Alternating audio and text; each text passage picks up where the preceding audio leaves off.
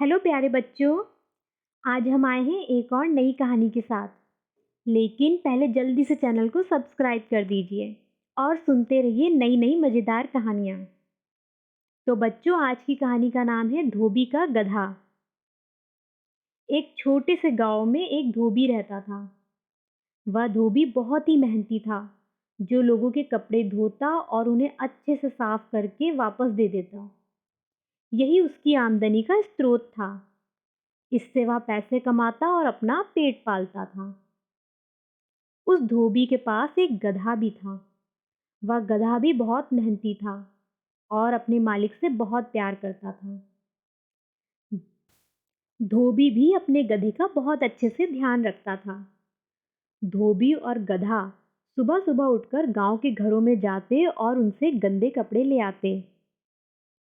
धोबी कपड़ों की गठरी बनाकर गधे के ऊपर रख देता था।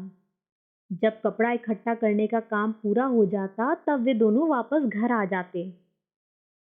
धोबी अपने गधे को खाने में घास दे देता और घास खाकर गधा थोड़ी देर आराम करता। घास देने के बाद धोबी भी कपड़ों को धोने में लग जाता। कपड़ों को धोकर वह कड़कती धूप में उन्हें सुखा देता। जैसे ही कपड़े सूख जाते हैं, उन्हें वह निकालकर अच्छे से उन्हें व्यवस्थित करके उनकी गठरी बनाता।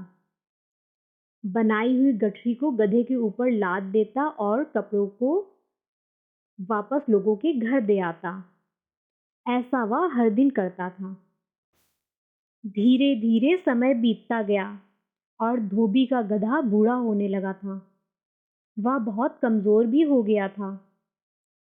बूढ़ा हो जाने की वजह से गधा ज्यादा वजन नहीं लाद सकता था।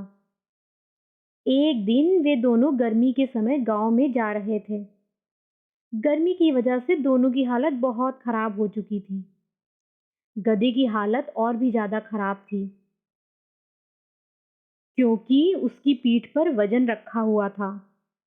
ऐसे में धोबी ने विचार किया कि वे दोनों धूप से बचने के लिए एक पेड़ के नीचे कुछ देर तक बैठ जाएंगे।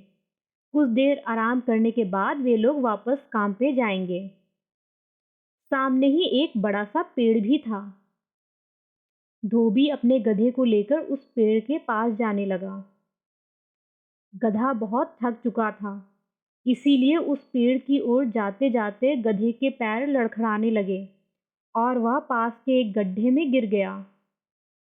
गड्ढे में गिरते ही वह गधा जोर जोर से चिल्लाने लगा। गधा बहुत डर भी गया था। दूसरी तरफ उसका मालिक धोबी उसे बाहर निकालने के लिए तरह तरह के प्रयत्न करने लगा।